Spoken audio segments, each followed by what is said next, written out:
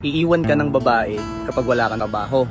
Pero pag sobrang busy ka naman sa pagtatrabaho, iiwan ka pa rin. Alam mo yung masakit na totoo.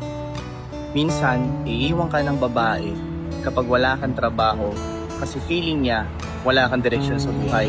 Pero minsan din, iiwan ka ng babae kahit sobrang busy mo na sa pagtatrabaho kasi feeling niya wala ka ng time para sa kanya. Ang hirap, di ba? Parang wala kang panalong gawin.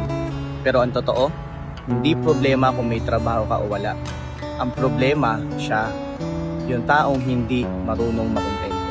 Hindi mo kailangan mamili kung relasyon o trabaho.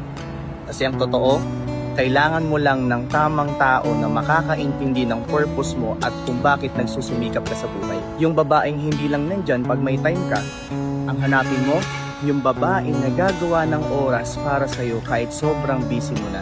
And lastly, gusto kong tandaan mo na hindi mo kailangan maging perpekto para manatili siya. Ang kailangan mo, maging totoo, maging responsable, at magmahal sa tamang paraan habang inaasikaso mo yung para sa future niyong dalawa.